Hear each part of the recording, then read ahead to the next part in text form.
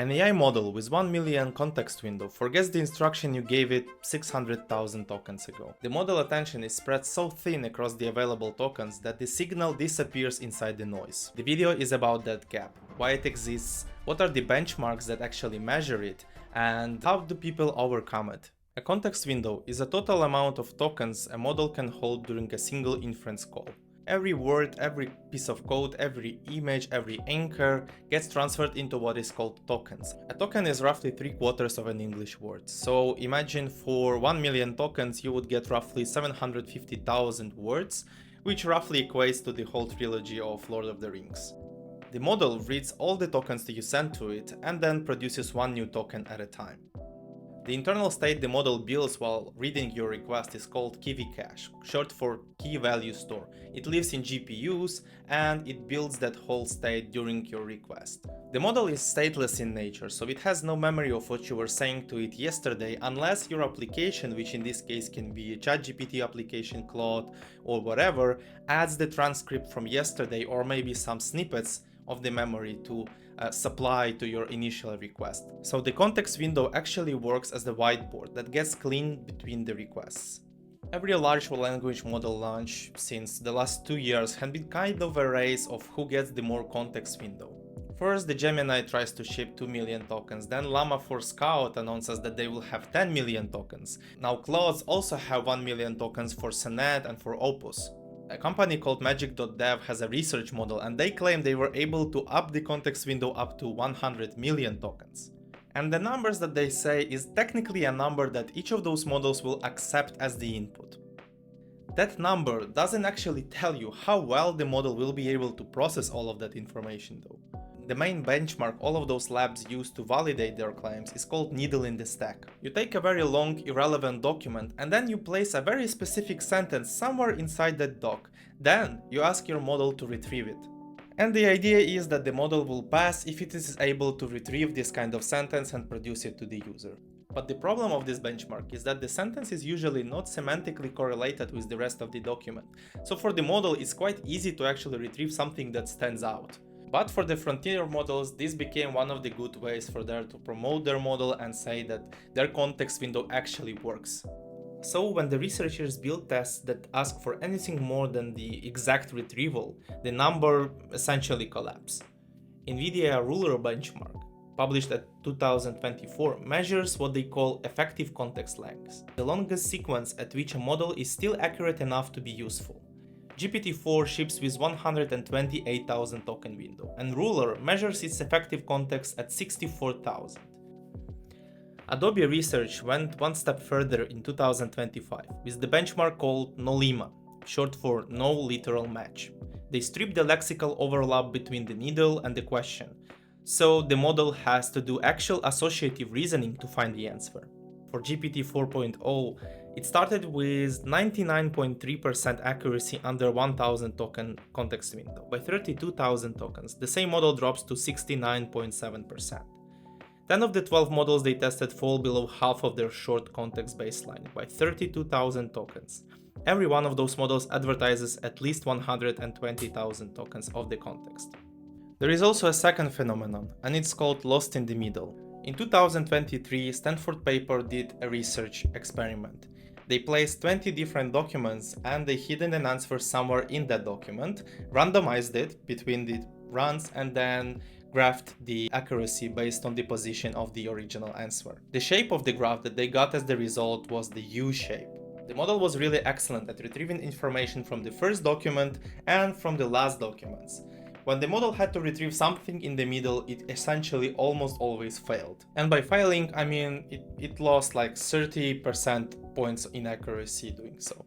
The reason that shape matters is that it matches a well-known result in human cognitive psychology called the serial position effect. People remember the start of the list and the end of the list, and they fail in the middle. The same emergent bias shows up in transformers. In 2025, follow-up by the same author argued the U-shape is an emergent property of a training data, where the answer in retrieval examples tends to sit at the start or at the end of the context, which is the shape the model actually learns to expect. Larger models are actually starting to flatten the curve on easy factoid questions. Gemini 2.5 Flash shows almost no positional bias on simple lookups. The shape softens on the simple tasks and persists on the harder ones underneath. The most important long context paper of 2025 came from the vector database company called Chroma, and they called it Context Rot. They ran 18 frontier models including Cloud Opus, GPT, Gemini, and Qwen on a battery of tasks where they could control input lengths precisely. The main headline of that research is that every single model degrades as the input grows, even on tasks that should be trivial. They isolated 4 specific patterns. The first pattern is that when the question and the answer actually do not share a lot of words between each other, the accuracy collapses faster as the context grows. The second is that a single destructor inside the haystack measurably lowers accuracy, and the effect compounds with lengths. The third is the strange one. The models actually perform better on a shuffled haystack than on the same content with a logical narrative flow. Local coherence in the irrelevant text actually confuses them. The last one is that on a task as basic as reproducing a list of words in order, models start failing around the position 500 to 750. Gemini begins emitting words that were never in the input. Qwen produces nonsense past 5000. Each model fails with the recognizable personality. Claude abstains when it is uncertain, GPT confidently hallucinates, Gemini fabricates new vocabulary. The window for those models is 1 million tokens, but the task breaks at less than 1% of it. The mechanics behind all of this is easy to follow when somebody draws them out. The attention inside the transformer is a weighted sum of every token in the context. The weights are computed with the function called Softmax, which distributed a fixed budget of attention across all the tokens it sees. The total budget is 1. When the model has 10 tokens, each one gets a meaningful slice. When the model has 1 million tokens, the slices are so thin that the signal you need is buried in the noise of every token competing for the same budget. There is a formal result that says the target token only wins the attention context if its similarity margin over the distraction grows at least logarithmically with the context length, which most of the times it fails to do, and the model drifts off to relevant signal and starts following surface patterns instead.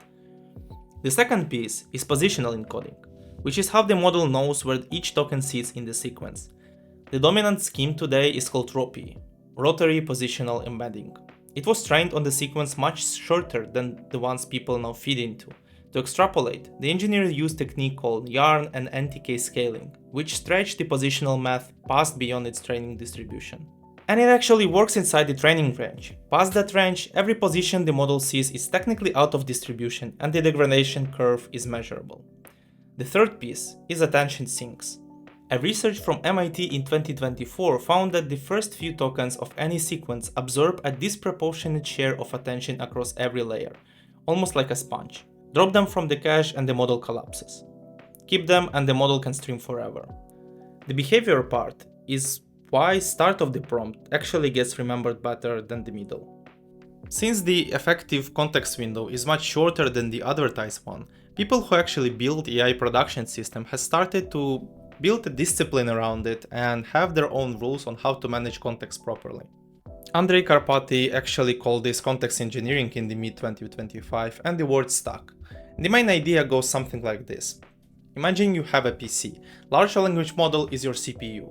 The context window is your RAM, and everything, like your files, your database, whatever context you have, is actually your disk. And it is your job as the engineer to decide what from that disk actually gets moved to the RAM. And there are 4 basic techniques that show up at this point. The first one is prompt caching. So the frontier labs, they all let you do that. They can mark part of your prompt as cacheable and it gets stored into the vcache state. So on the subsequent calls, they get reused. They don't need to be recomputed every time. And it usually works for some finite amount of times. In case of Claude, some time ago it was working for like 1 hour. So basically if you had 500,000 tokens in total in your cache, but then you go out for 1 hour and write something, you would see that your usage bar will move quite significantly because you just added 500k straight away instead of just reusing that as you were when you were working on that actively. That's basically the whole idea of it. The second one is retrieval. You don't actually have to store all of your context all of the time in the prompt, because you can use something like vector stores, which uses RAG, that allows you to add the data there and then semantically grab it based on the similarity between your query and whatever it tries to look for. And the other one is agentic search, which became de facto a standard right now, that gives your model a bunch of tools, mostly bash tools, to do grabs, cats, avocates on your files, and it is able to retrieve whatever it needs, whenever it needs, without having to load the whole thing into the prompt. The third one, and you've probably seen this if you use Claude Code, is called compaction. Compaction basically works in this way. You can compact the previous conversation that you had into the summary that gets added to your new one, which allows you to save quite a lot of tokens because you don't have to reuse the old ones, and you will still have some of the context from what you were discussing or doing before that. The fourth one is called sub-agents. Imagine you have a Claude Code and your main terminal is your orchestrator. So your orchestrator doesn't actually have to load the full context every time. It can distribute the tasks, some individual ones, across a focused smaller sub-agents that can spawn, analyze, grab whatever context they need from maybe from your files or from RAG, and then complete the task according to their instructions and finish. This is one of the patterns that Anthropic actually recommends and uses quite a lot in Claude Code. You might have noticed even that for some of your tasks, the Claude Code will just spawn the sub-agents. It is really resource effective, so I recommend whenever you do something like this and you know the task is atomic by nature, you can also ask the Claude Code to spawn a sub-agent for it. This way you can also work in parallel across multiple problems without having to create a new session. The context window in the model card is the maximum, but the maximum does not guarantee accuracy. If you are building production code, you need to ensure that your model has proper access to the memory tools, it has ability to retrieve them, it has ability to save. You don't need to rely on the context window as much if everything is structured the way that you can actually fit into, I don't know, like 200, 300,000 token windows.